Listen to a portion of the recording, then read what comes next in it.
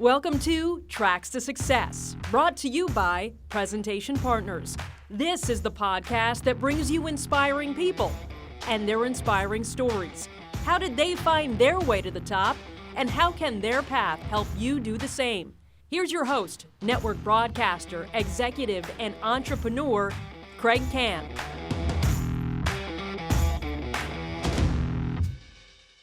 Right now on Tracks to Success, you'll hear from a man who's actually been on some of the fastest tracks in sports, from Daytona to Indianapolis. But this sports agency marketing executive decided to yield to another passion, and now he's committed to helping others. He's best known for his work in NASCAR, where he worked with individual drivers. He's worked with racing teams. He's worked deals with big-name corporations. But this self-made marketer has now pushed himself into a whole new arena and has taken a crash course in the life of being an entrepreneur. He's written a book that's all about the thing he's now focused on building: brand. And in light of one of NASCAR's top names, Kyle Larson, being fired by his racing team for using a racial slur, his expertise is high octane. The book Reputation Shift is a fast read about owning your brand and maintaining it for long-term success in a world where you're just seconds away from a potential crisis. His name is Mike Mooney. His inspiring story and this edition of Tracks to Success starts now. Mike, thanks so much. This is a thrill. We've talked a bunch, and now we get to do this, huh? Oh, man. I've been looking forward to this for a while, Kraig. Really have. Well, glad to have you. Let's start with a question that I ask almost everybody on this podcast. As we talk today, what is your greatest value to those that you currently serve? In your mind, your own greatest value?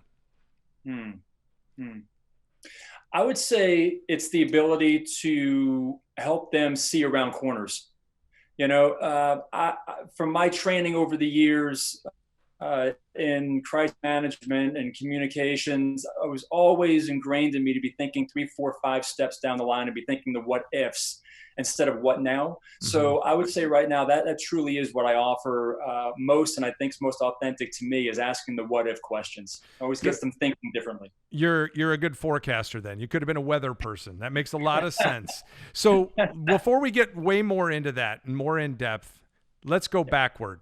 You grew up where? Give me your background story. Yeah, man. So grew up on Long Island, New York, son of a Long Island cop, and my mom was a Catholic school teacher in 7th grade. And, very, very humble beginnings, but happened to grow up around racing as well as playing baseball. And my passion was baseball. Racing was something that I kind of followed because my dad was a racer and a motorhead. But, man, I'll tell you, I was like that. When they say the apple, when it falls close to the tree. Yeah. This one kind of like hit a root and like bounced another 30 feet away. So for me, racing it wasn't, from a mechanical side of things, something I really enjoyed. But I ended up taking baseball all the way up into college, which is what took me from Long Island as an only child. I'll say that, an only child on Long Island to Elon in North Carolina, where I went to college. Yeah. What position did you play? I was a pitcher and played first base, but pitching was my primary passion and love, man. Absolutely loved it. 85 mile an hour Greg Maddux or 95 mile an hour, pick your guy. I was the former. Tommy John was my hero, left-handed, just very much about painting corners and making sure that, you were just keeping them off balance, a lot of control and location and movement. So yeah, man, that was more the finesse than the overpowering. So I'm one of those guys that at age 7 or 8, I tell this story all the time. I knew exactly what I wanted to do. I wanted to be a broadcaster.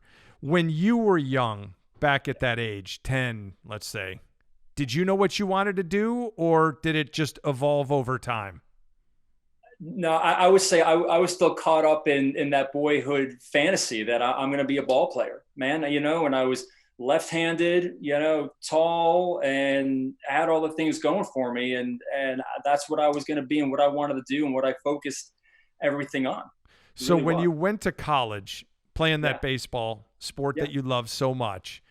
There was obviously the academics. What was your college major? How hard? Were you a hard worker or a guy who just kind of breezed on through like some people do? Brother, I wish I knew what that breeze felt like. That's never been my style. I've always been about the hustle and working hard, and something that was ingrained in me from a young age. Mm-hmm. The interesting thing, though, Kraig, is that I didn't have to worry about juggling the academics with the sports, because my freshman year, when I got to school, I blew my arm out. So I literally was in school maybe not even a month and blew my arm out. The coach pretty much told me, I had the trainer there and said, look, there's this new surgery. And I kind of use new, and I'm kind of chuckling. They'll give age away here, my friend. But they said this new surgery called a Tommy John surgery that we could do. And, with full rehab, you might throw at 85, 90%. Otherwise let it heal on its own, and you can throw the ball with your kids someday and, go from there. So, man, I for whatever reason, I didn't opt to go with the surgery, and ended up that was literally the end of my baseball career as my college career started. And there were other shifts in there, but that's what happened, man. I was 600 miles away from home. The dream I had in my whole life was literally gone, and I had no idea what I was going to do next. So what was the major in college for you? Communications. I ended up becoming a communications major, primarily because I had a suite mate of mine who was a year ahead of me and heard about what happened and said, Mike, what are you going to do? I said, I have no idea. I have no idea what I'm going to do. And he said, well, what about student government? Would you want to get involved in that? And I'm like, what do you even do in that? I have no idea. And he's explaining about working with administrators and clubs and groups and all these things. And he said, yeah, well, you can be a senator. I'm running for senator. You can be a senator. I said, how many senators are there? He said, well, there are 15. I said, well, if you could be a senator, could you run for president? And he said, well, I guess so. So I did. I ran for that. I was freshman class president, sophomore class president. By the time I graduated, I was president of the student body. And that was sort of the change in trajectory with my communications degree, but then also this idea of solving problems, bringing people together, communicating, starting to see around corners. That was really the eye-opening aha of, wow, you can get paid to do something like this? This would be pretty cool. So leadership's been big for you for a long time. I mean, you go all the way back to college, and that's where you kind of found it. I talk to a lot of people, Mike, about the importance of doing a Google search on your name and trying to build up enough in your resume that when you Google search your name, you're going to find some things. Yours ties immediately to NASCAR and also to your book titled Reputation Shift, which we'll get to the book in just a minute. How early should people in your mind start building that online resume? Today. What was the old saying that when was the best time to plant a tree? 20 years ago. When's the next best time? Today. Mm-hmm. Today. I don't care if you are a college student, a high school student, a young professional, a seasoned pro. Today's world is all about what I call the social proof, right? So you can talk to somebody about what you do and what you're about. They'll look at your resume, but 9 times out of 10, and I'll just ask this of you, Kraig, like if you meet somebody and after you meet them, or maybe even before you meet them, what do? You usually hop online, right? Oh, yeah. I mean, if you know you're going to meet somebody, you want to find out a little bit about them. You're going to talk to maybe some other people, which automatically ties right into somebody's brand or what they're known for or what their reputation is, clearly. Exactly right. So then the question becomes, what do you want people to see? What do you want them to find? You can't be haphazard about it. Today's world is you've got to be intentional and deliberate with not only what you want to say, but what you'd like people to see. So you're a big brand guy. Tell me about your role at NASCAR. How did you get there? Like when you graduated college, what were the steps and how did you, go full throttle into that? Yeah, right on. So I actually have something that I keep with me. I want to share with you that actually this is where I started. I'm going to put this up to the screen and see if you can see this here. But this is my name tag from my first job out of school, where I was the assistant footwear department manager at a Super Kmart in Hickory, North Carolina. And it was there that I learned one of the greatest lessons, which was give to give. You see, we were in the middle of turning the store over, and my manager came to me one day and said, "Hey, Mike, I've got a lot of work, but I've got no overtime money. I don't want to be a burden, but if you could help me, I would appreciate it." I said, "Man, sure. I mean, I've got nothing to do. I'm miserable in this job. I'd be sure, I'll help you out." So over the next like 3.5 weeks, we worked day and night, switching things around. And one day he asked me, he said, "Mike, what are you still doing here? Why are you working here?" I said, "Man, I've got a year lease that I'm 2 months into. I've got expenses and all these like real world adult things I've got to handle." I said, "I can't go anywhere." And he said, "Well, you have a transfer clause in your lease, right?" And I said, "Well, yeah, because we needed that in retail because they would move you around in these training programs." I said, "But I'm not going anywhere." He said, "Yeah, that's right. That's right." Well, 2 days later, he comes back with an envelope and he says, "Here's your overtime pay." I said, "I told you didn't have to do that for me. I wanted to help you out." And he goes, "No, I wanted to do this for you." I opened it up and there was no money in there, Kraig. It was a letter on corporate letterhead. It was a letter of transfer. And he said, "Find your next job, get the hell out of here, and take this letter and give it to your landlord." So it was after that that I got my first start in NASCAR with a small public relations agency in Charlotte, North Carolina. And I went to work for them, stuffing press kits, doing mailing runs, changing air filters, whatever I could do to learn the craft of public relations and motorsports. So that was really the transition. And then the leap into motorsports, very, very much at the ground level, my friend. Did you save the envelope? Did you save? I mean, like, that's eye-opening. Yeah, I know, man. You know, and I don't think I did. I mean, I can't, to this time, I can't find it. It may be somewhere, but the name tag for sure. You know, I've always kept that with me because I'm very much a believer in remembering where you came from. Yeah. You know, remembering the roots and the work that you did and what it took to get you from A to B. So, yeah, that guy was a guardian angel for me. I really believe it. I really do. So you get to NASCAR. You're the guy, like so many, who starts at the grassroots level, who starts at the just give me an opportunity level and starts to climb. Tell us about the climb at the NASCAR level. Sure. So fortunately, the agency that I had the opportunity to work with was very involved in NASCAR. We had clients in IndyCar and drag racing. Really, it was a complete motorsports portfolio. So I had the opportunity there to, again, you start as a rep and you're writing press releases, you're on the phone pitching media, you're learning, you hear no, and you're trying to refine the craft and get better at your storytelling. And over the next 7 years at that agency, I went from managing the warehouse to running their public relations department, which included running the sports marketing PR for Mercedes-Benz in IndyCar, PGA Tour Golf, which you're familiar with, the old Mercedes championships, and then also ATP Tour Tennis. So, that was a rise only due to I'm going to show up and I'm going to work my tail off every day. So the agency world is super, I'm going to pardon the pun, high octane, right? There's so much competition in it.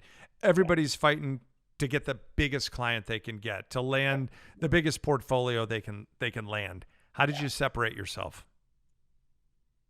The storytelling, Kraig. I mean, plain and simple.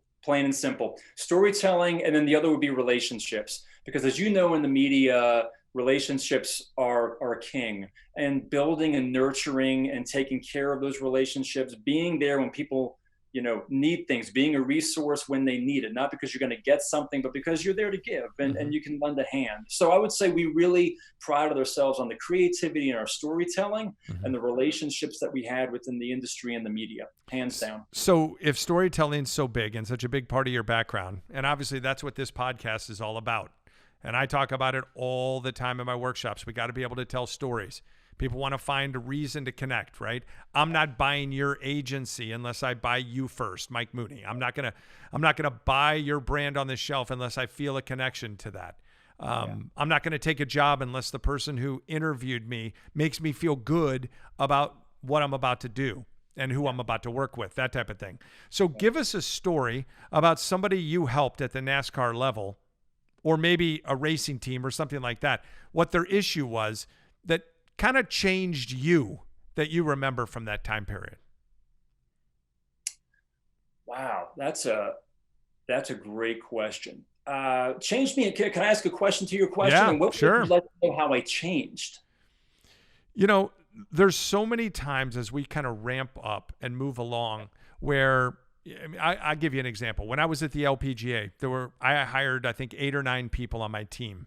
And I always told them, when I give you this opportunity, and I had somebody say, you delegate a lot. I said, you know what? I absolutely do, because I want to create the succession of leaders within the organization. My job is not to do everything. My job is to do what I was hired to do, have other people do things that can help their own growth. So there were a couple people that got these tremendous opportunities, and then they were able to land huge jobs because of it. Now, you're an ad agency, you're working with NASCAR, you're doing whatever. How did you tie some of that stuff into helping others to maybe see something they didn't see, build their brand bigger, put them out there for others to see? Yeah, and I love the way you just unpack that, because that reminded me of a very similar story when I was hired by Nextel back in 2003. So at the time, Winston was the series sponsor for NASCAR. It was the NASCAR Winston Cup Series, and they had been aligned with NASCAR for 33 years. It's one of the longest running sports sponsorships in sports history.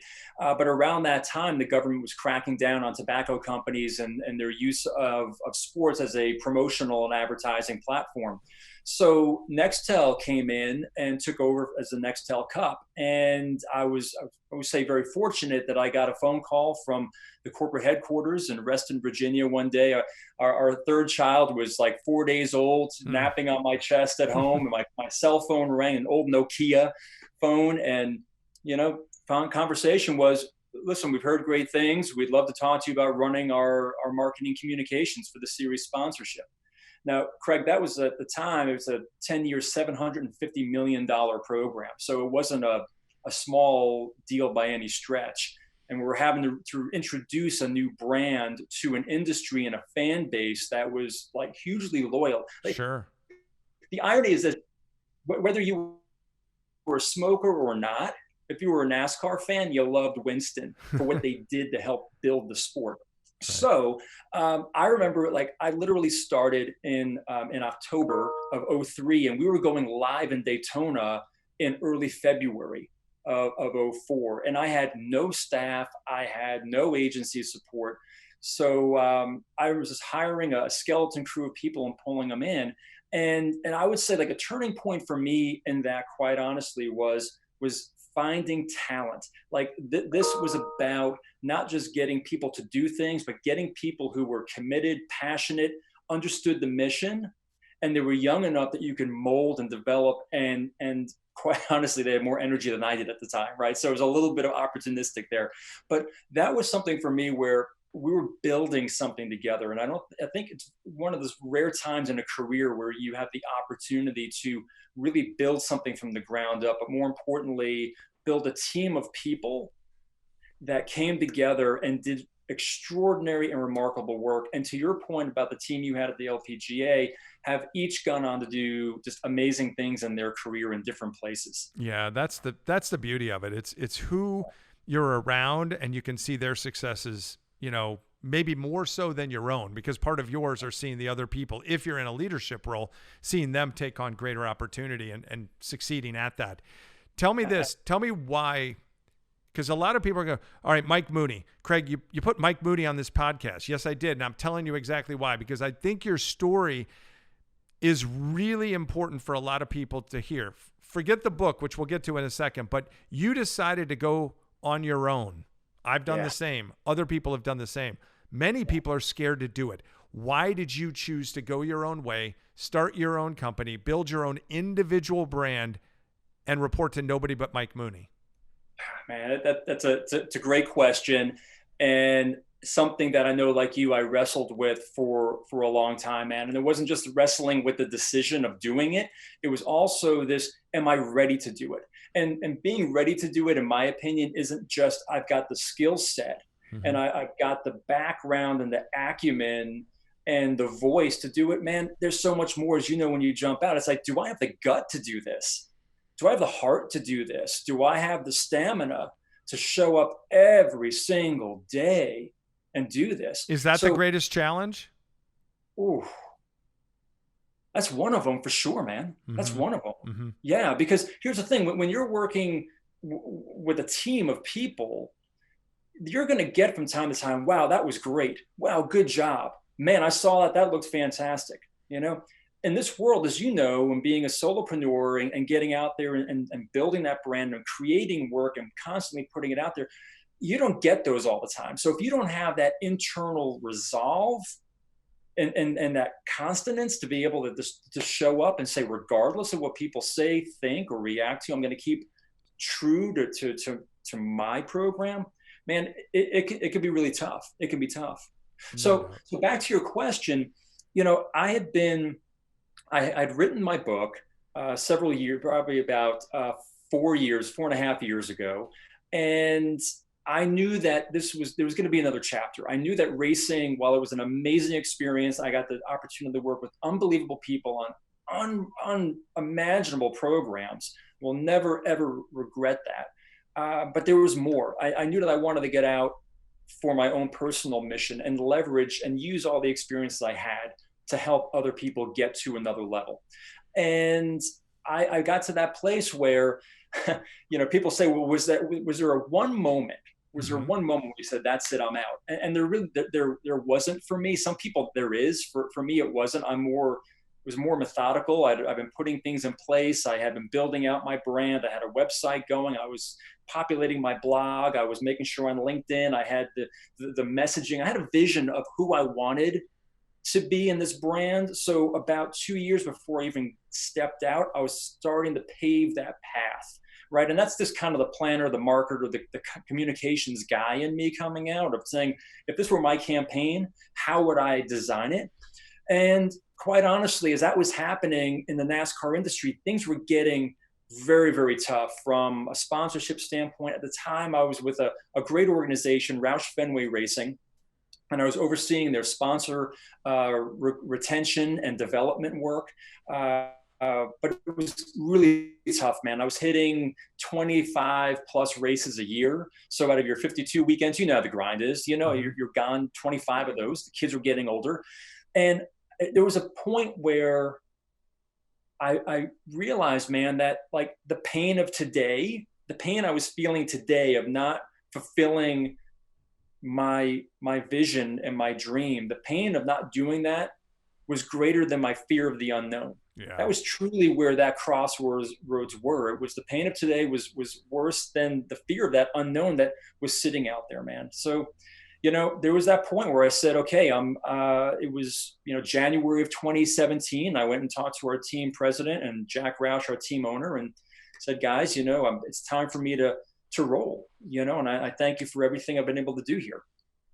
Mike Mooney is our guest on this edition of Tracks to Success.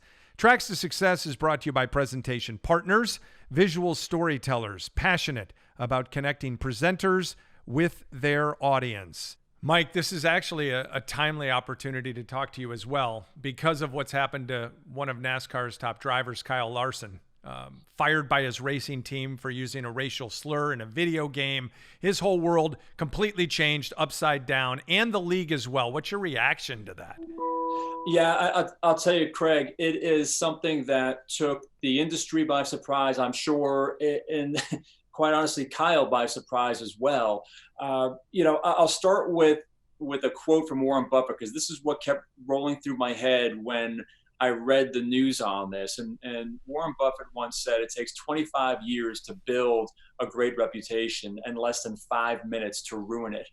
And if we thought about that, we'd all act differently. Mm-hmm. And I really think that applies to Kyle's situation today, and the reality in this hyper-connected world of how quickly things can change because of the transparency and oftentimes people not thinking about the words they're using, the things they are saying, expressing, and sharing. And Kyle certainly experienced it firsthand, and people experienced it with him in real time, which was something that was very unexpected and different about this particular crisis. But then, as you had pointed out, very quickly after, both the league, both NASCAR and his team at Chip Ganassi Racing took very swift and quick actions. And not to mention, not just the teams, but the majority of his sponsors as well. Yeah.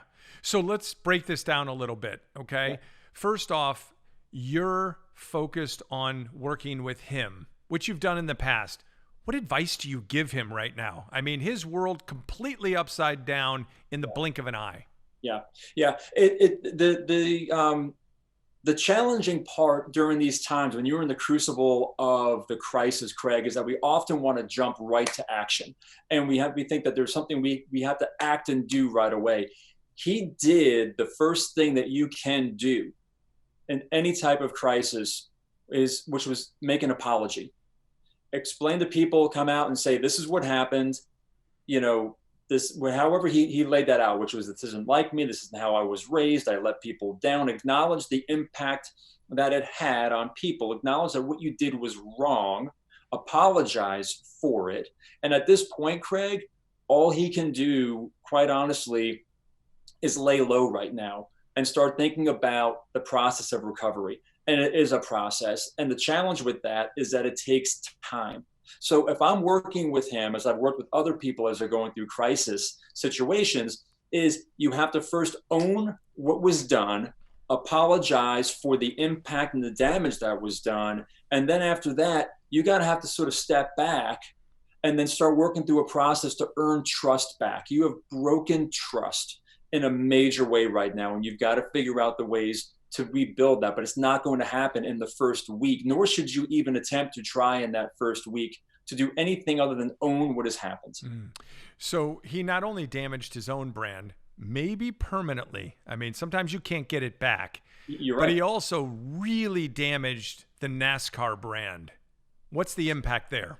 So that's the challenge with this sport in particular, and all sports, is that the athletes have what we call that halo around them, correct? I mean, for NASCAR drivers, any type of drivers, you've got the halo of not only the driver, then you have your team, then you have your sponsors, then you have the league. So it really, you see the concussion actually go out, beyond just Kyle himself. NASCAR did what it needed to do, which was to immediately suspend him and then put him into, and saying before he can even get back in a car, go through sensitivity training and their program as a league to ensure that he's gone through the proper steps, that they feel he's ready to get back in, represent the brand of NASCAR as well. The irony in this too, Kraig, is that Kyle actually has a Japanese heritage and is a graduate of NASCAR's Drive for Diversity program, which is all about inclusion and diversity. So there's a bit of an ironic twist in this as well. It's not a humorous one. It's just one that makes you kind of sit back and scratch your head a little bit. How many people do you think are in his circle right now that would try to help him? That's a great question. I think that there are people in his life that are there that want to help him. The question is, are there people in his life who can help him? It's a big difference, right? A want and a can to do that. I believe that he's got a good circle of support, even probably amongst the NASCAR drivers themselves, who know him week in and week out and know the type of quality person that he is, or where he stands as an individual. But what he did, he's clearly paying the price for right now. Last thing before we get on to other topics, what's your gut tell you?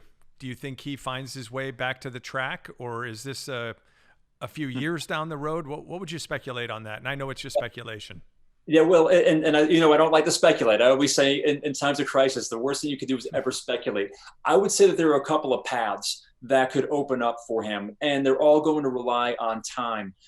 We're going to see, because of the time that we're in and the tone of society's conversation, especially around racial slurs and sensitivities to that, you're going to see not only teams wanting to distance themselves for a little while, but more importantly, it's going to be the sponsors. Because in this sport, the lifeblood is the sponsorship. You don't see many cars racing around with white hoods for very long. They have to have sponsorship. So in that world, he is going to be damaged goods for a bit. I don't know how long that's going to be. It could be 6 months. It could be a season. It could be longer. It could be shorter. But it's going to be a while before people are going to want to embrace him as a spokesperson. Now, the flip side on that is that gives Kyle time to continue to make amends and continue to demonstrate his values, and that the word that he used is not something that's in his value system. But again, that's going to take time and consistency in what people see to truly believe that he can represent the brand and get out there and be the competitive driver that we know he is.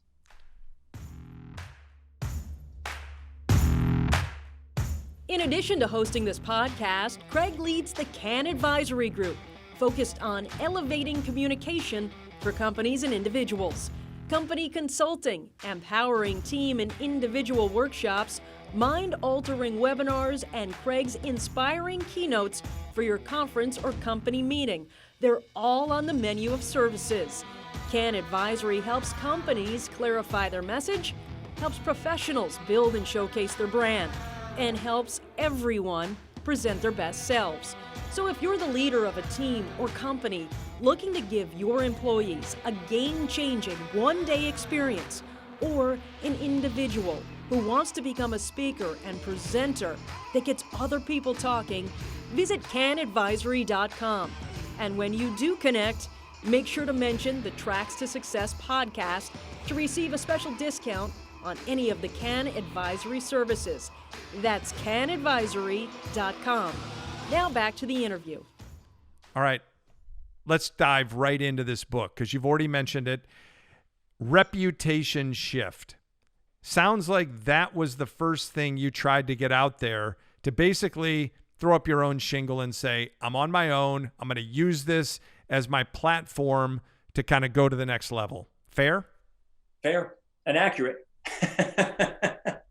It was. I knew that I needed a centerpiece. And in today's world, we're full of people who are speaking, but if you have put the time into writing a book and having that book published, it sort of takes the speaking part a little bit higher to say there's a little more credibility in that. So that truly was going to be the centerpiece, where I had the opportunity to have some fun in the title, okay, because it is about my time of handling crisis situations and helping to build brands, and also building and repairing reputations over the years, whether it had been from driver deaths to fan injuries and deaths, or just drivers being knuckleheads and saying stupid things on national TV. And it was this idea, Kraig, that I'm kind of a nerd when it comes to crisis. I like to dissect them and break them back down and figure out what happened, where could we have done things differently. And it was really clear to me that in a majority of the cases that I've handled and others that I've researched, that people are always focused on the what now instead of the what if. See, it's a huge shift in mindset of being either proactive, which is the what if, versus the reactive, which is the what now. And in today's world, you can't afford to be in the what now camp. No, you can't. And one of the things that's on the cover of your book, which I find interesting, Lessons from Pit Road to the Boardroom. Lessons from Pit Road to the Boardroom. Okay, good wording. Explain a couple. Oh, yeah, be happy to. So in the book, I outlined 5 use now strategies that people can put into play to work on either protecting, building, strengthening, and maintaining their reputations in this hyper-connected time. So one of them, quite honestly, is as simple as this. One of the chapters is on visualize your instant replay. So you're a sports guy. You've done this on air, Kraig. What is the beauty of the instant replay on TV when we're watching sports? What's the beauty of that? Gives you a second look, a closer look, something you might have missed the first go around. Yeah, exactly.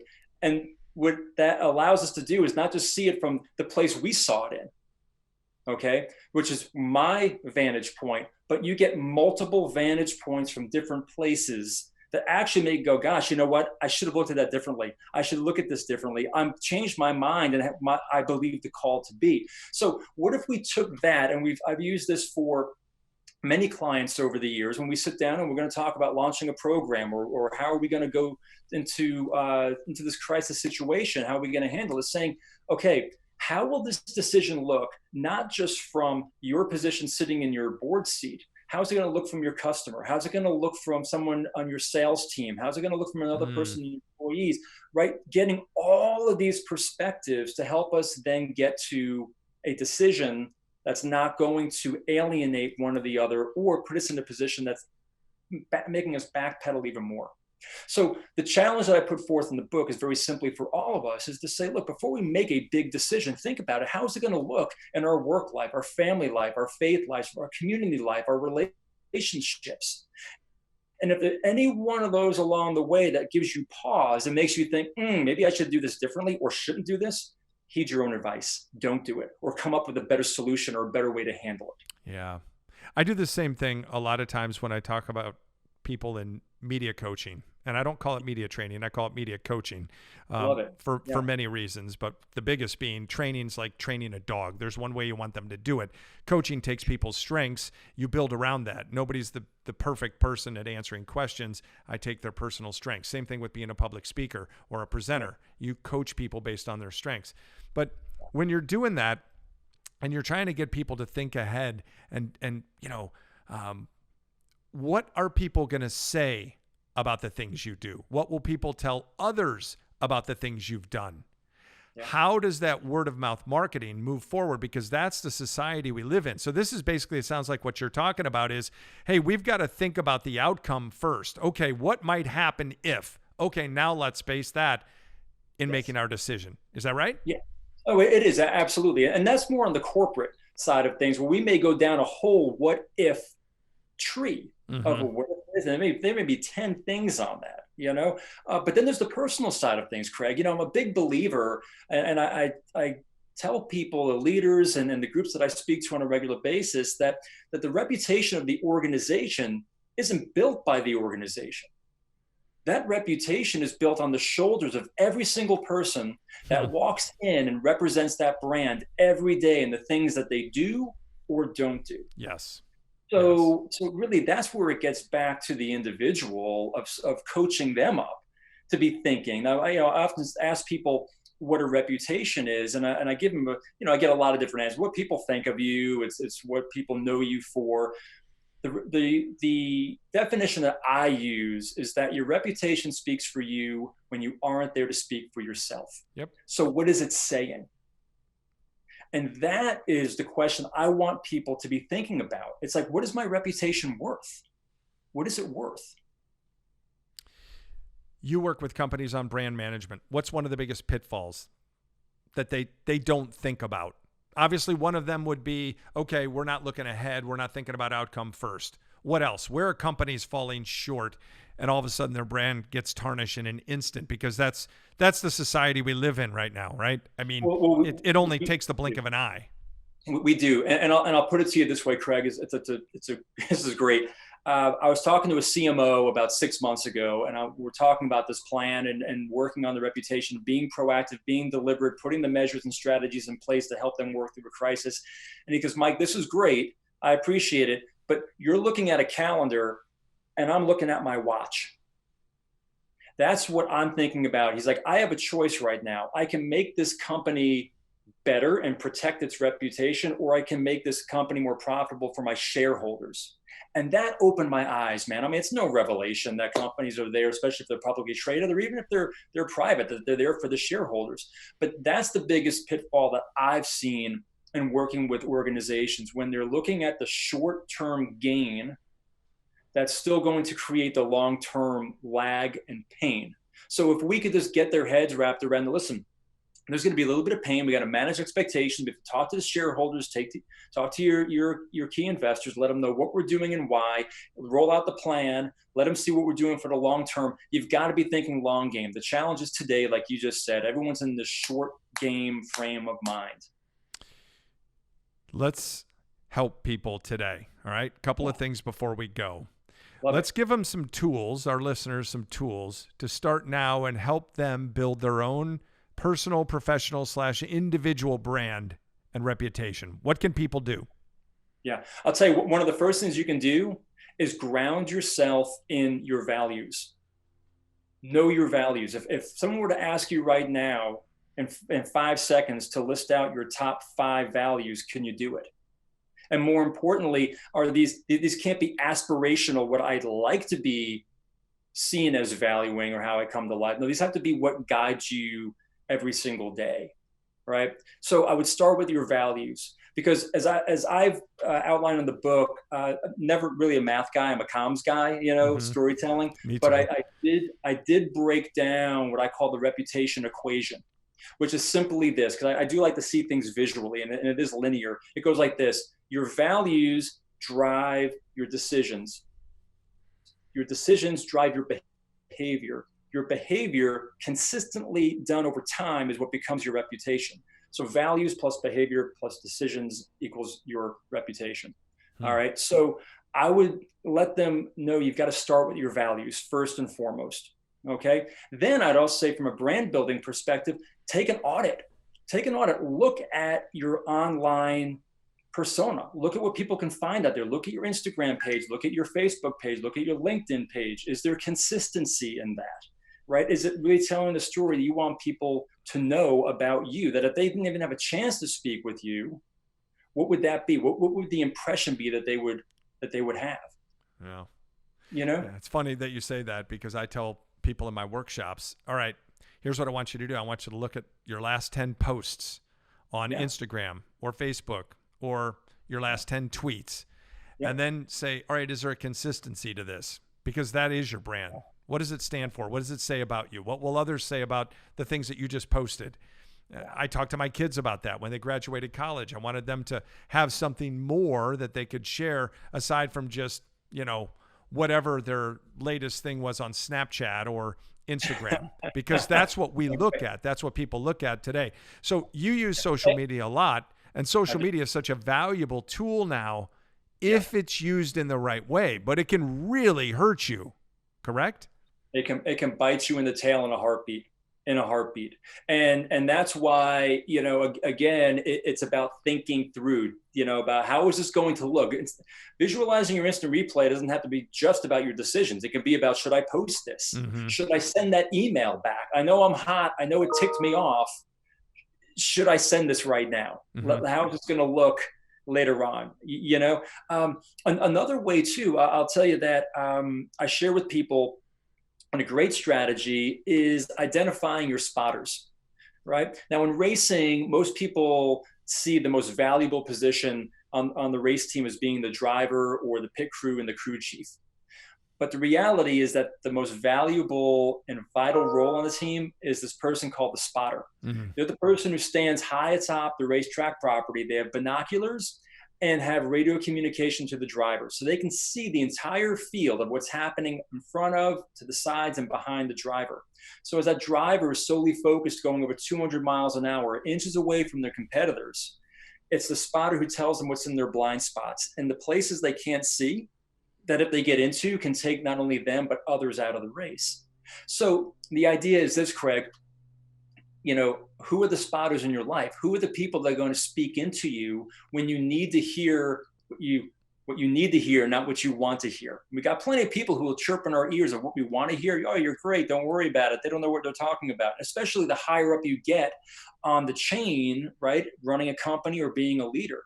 Man, we need people that are going to speak that truth into us and kind of keep us grounded and say, hey, I'm seeing this behavior. Hey, I heard you do that. I'm not sure that's the way you wanted that to come across, but that's how it did, right? So it's making sure that you've got this team around you, Kraig, that's going to help you as you're building and managing your brand and reputation. Yeah. It's so vital. Before you say something, before you push something out, always take a second look at it and go, all right, is this really what I'm trying to say? Is this really what I think I need to put out there? Is it consistent with what I'm trying to put out there?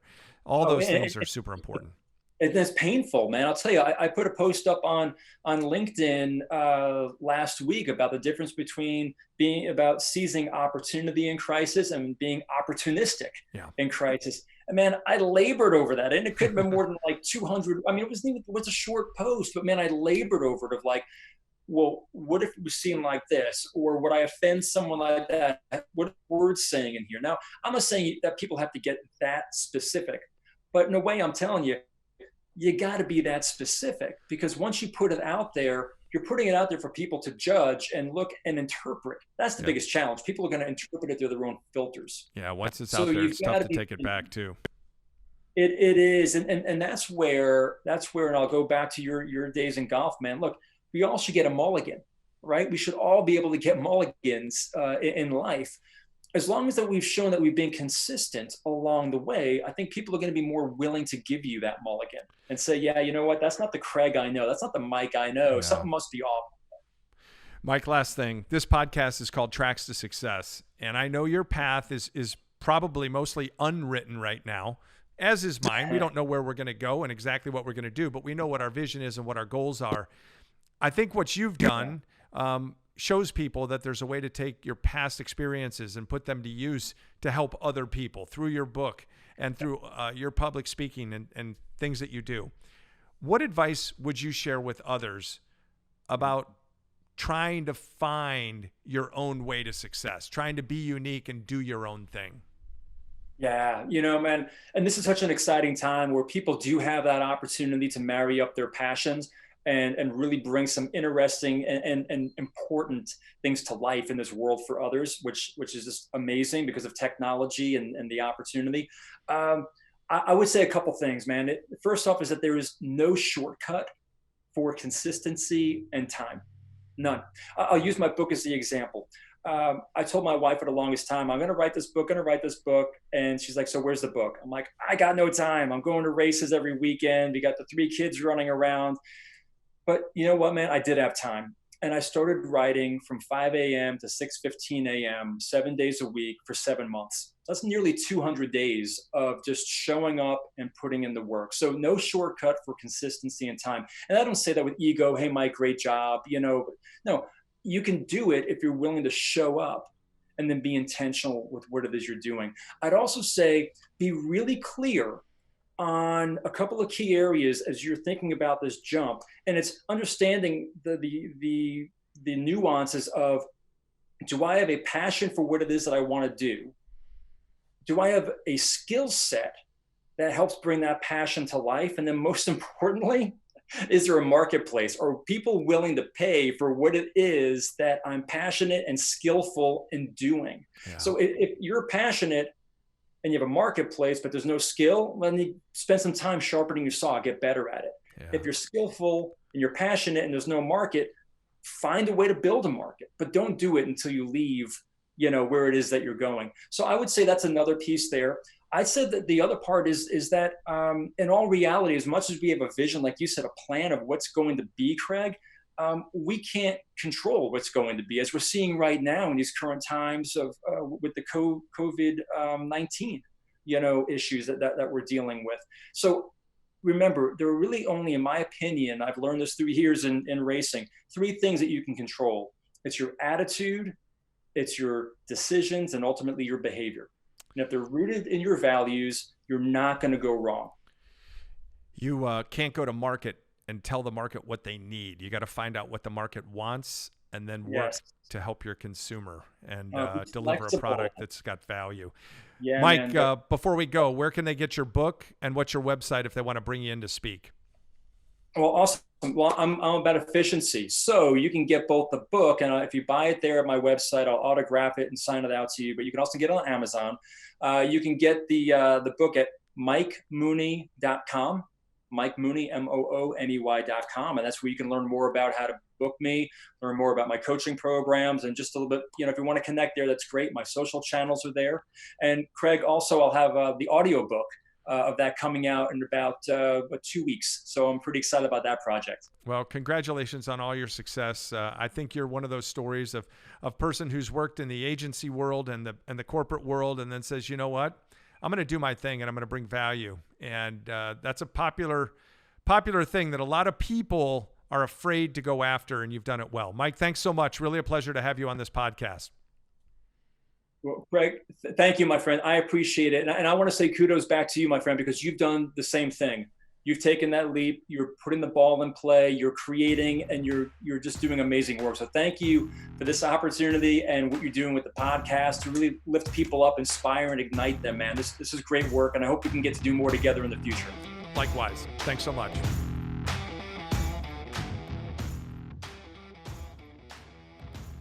In our conversation, Mike shared some stories about working with race drivers and corporate teams, marketing their brand and promoting while protecting their name, which leads me to my one last thing. If you want to be an influencer, it starts with building a brand from the inside out. In my workshops, we spend time figuring out key words that describe you, and this requires some quiet time thinking about your strengths and the things you bring to your office or organization.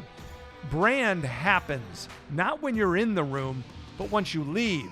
So think about what you want people to say about you, what you want them to tell others about what you've done, and what you want people to say about how you do what you do. Sometimes people don't realize how important brand actually is until it's shattered. Ask Kyle Larson, the NASCAR driver now on the sideline for a few seconds he can't ever get back. Your brand is you, and it's never a bad time to spend some time thinking about who you are and what you want to do with your stage and your opportunities.